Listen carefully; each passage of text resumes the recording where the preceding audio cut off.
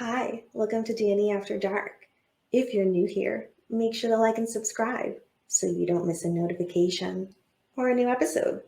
Tonight will be part 2 on the two-part series on Willie Pickton. As you saw in part 1, I had a special guest, Paul, from the Paulcast and from the Manson Saga discussion panel. As annoying as he was, I decided to give him another chance and join me for part 2. So let's bring him on. You're back. I'm back. It was hard fought, but I am back. I did it. Well, thank you for joining us. Yeah. Well, I mean, you did correct me on my incorrect pronunciation of Port Coquitlam. Thank you. Isn't this more actually like Danny in the day? Danny in the daylight? Is this what we're doing now? We changed this one up? Just for this special two-part series. It's so hard to get a hold of you when you're how many hours are you behind me? 7, 8, 12. Something like that. So sometimes a girl just has to make sacrifices to get what she wants. Right. So stay out of the direct light, or like the 14-year-old goth girl you are. I can't be in direct sunlight. Or I'll sparkle just like that boy in Twilight. Oh my God, vampires don't sparkle. Let's get this off the table before we start this episode. Okay. So let's go ahead and jump right in to part 2 dive on in of Willie Pickton. Now, January 30th, 2006, Willie's trial began in New Westminster.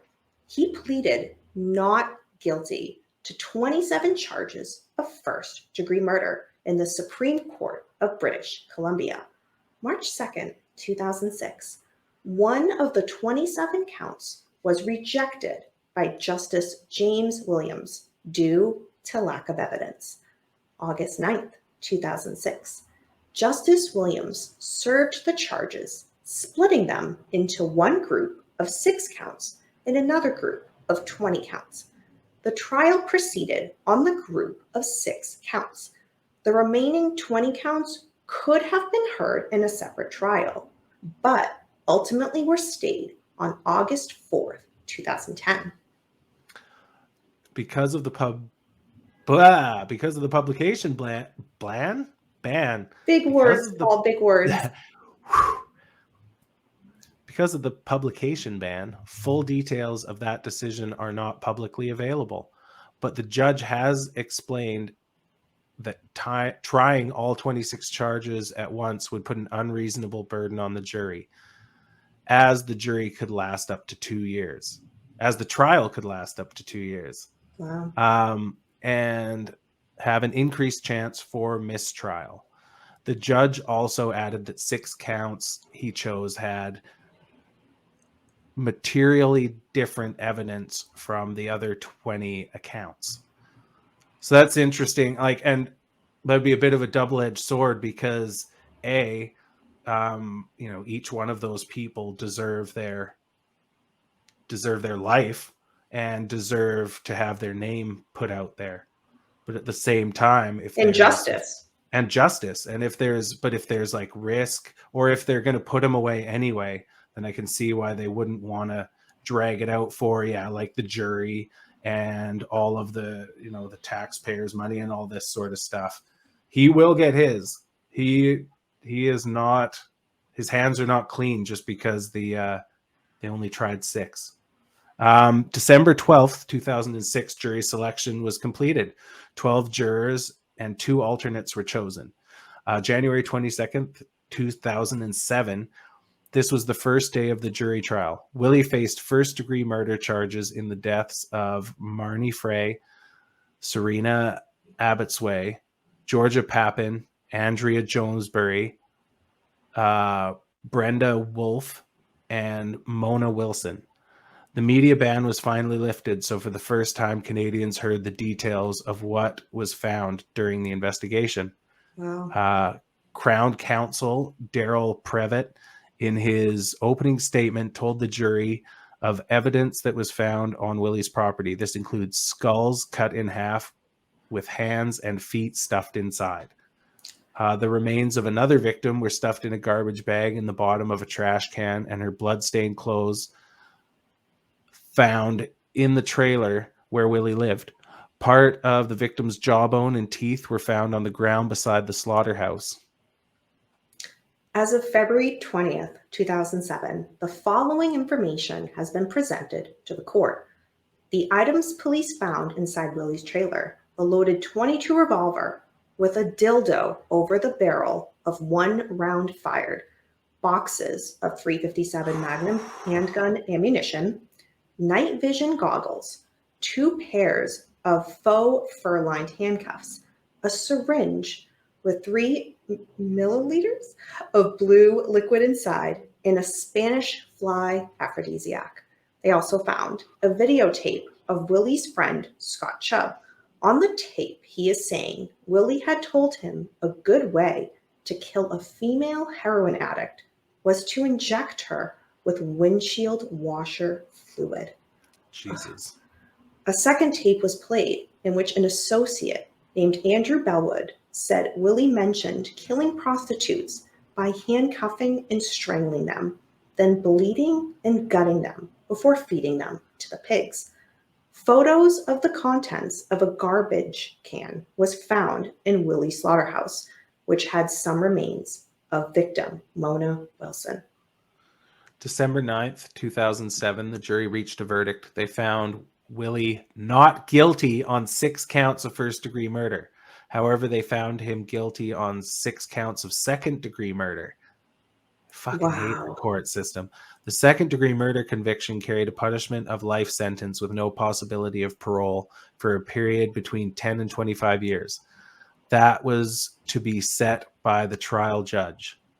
Only up to 25 years. It's fucked. It's fucked.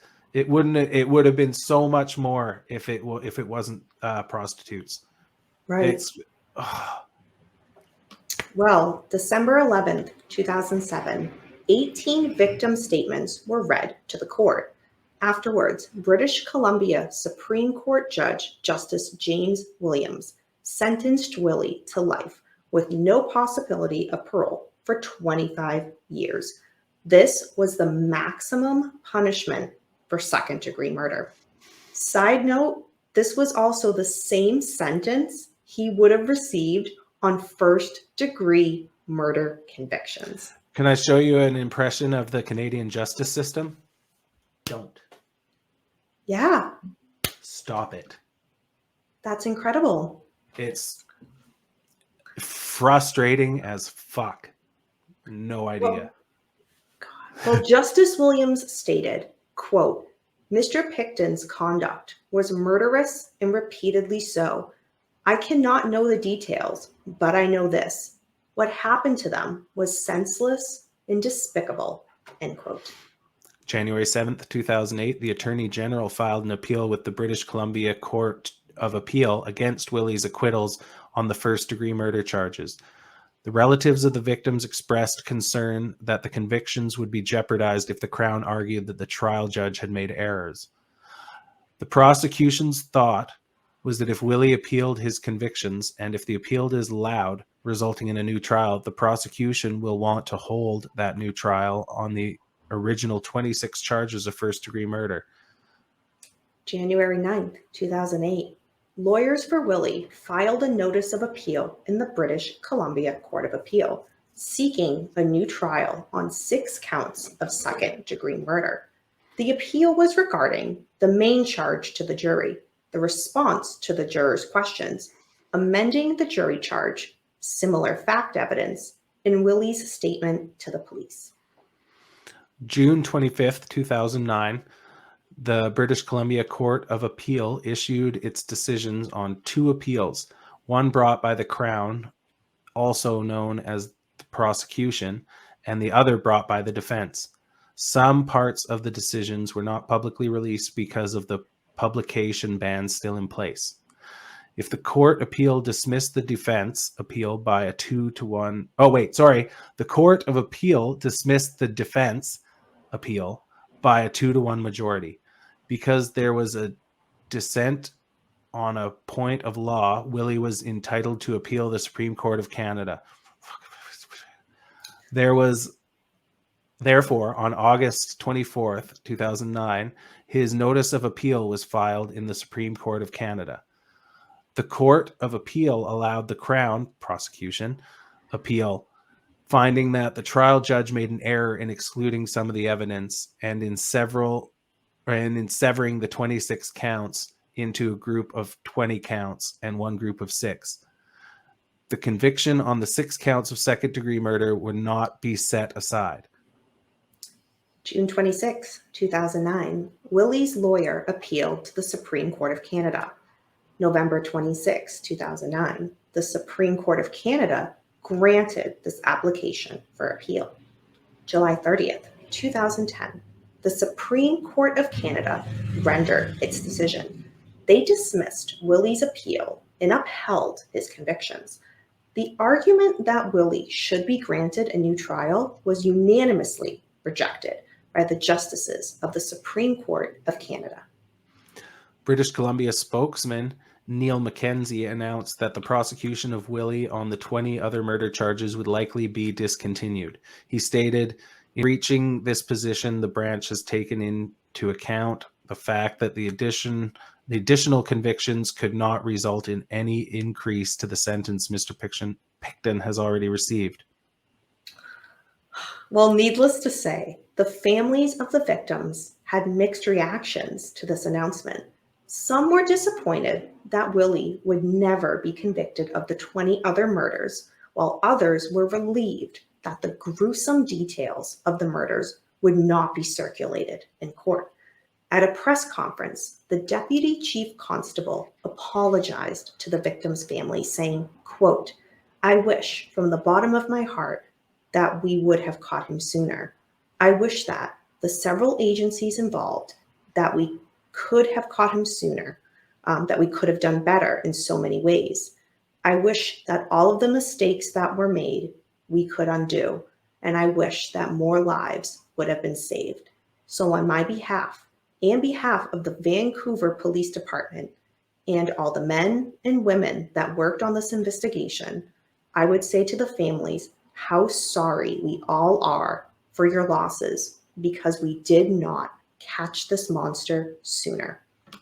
Families of the victims, as well as several newspapers, called for a public inquiry. A Toronto Star editorial noted, "Now that the legal wrangling is over, there is a bigger question to confront. How did the Port Coquitlam pig farmer manage to lure vulnerable women, many of them prostitutes from Vancouver's downtown east side, to their deaths for 14 years before the police could arrest him? The families of all the victims deserve answers." Yeah. Fucking 100%. August 4th, 2010, Crown prosecution formally stayed the 20 pending murder charges against Willie. This ended the prosecution of any further trials. Most of the publication bans in the case were finally now lifted by the trial judge, James Williams of British Columbia Supreme Court.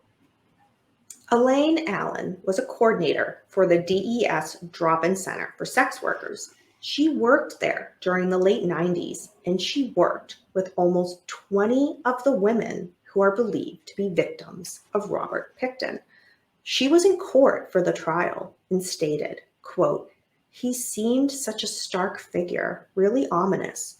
When I looked at him, he made me feel very, very sad, because that's who it is. That's him, the man responsible for all of the missing women. The women I worked with knew the guy, knew about the farm. When his car came around, they knew he was a bad date," end quote. And the definition of a bad date is a client who enjoys hurting or killing sex workers. One newspaper had a quote from a community member saying, quote, "Like all family members, I feel molten rage when it comes to the Vancouver City Police.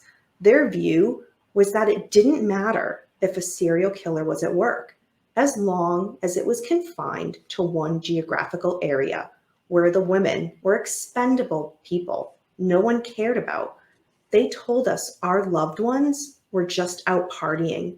We want a full public inquiry, not to interfere with the criminal prosecution, but to get answers, end quote. Excavations and the cost of investigation is estimated to have been $70 million by the end of 2003. The farm and all its buildings are now demolished and gone. All that is left is just dirt. Wow. It was big. It was a big deal. Everyone heard about it. His face was all over everything when it happened. And that's a long spree. And that's a lot of women. Mm-hmm. And that is the case of Willie Pickton. Thank you for sticking around for part 2 of this 2-part series. And thank you to Paul for joining me for this case. Thank you. You're welcome. Do you have any questions about this case? Leave it down below. Let's be interactive. And if you have any questions for Paul, because this is his stomping ground, leave it down below. And he may, or maybe not, be able to answer your question. Yeah. Do you have a suggestion for a case that you'd like me to cover? Well, leave it down below. You may see it featured in an upcoming episode. Until next time, remember. Put your shoes on if you're going to go outside because you don't want to catch your death of cold. I don't know what I'm going to do with him. Until next time, remember, we don't live in darkness. Darkness lives in us.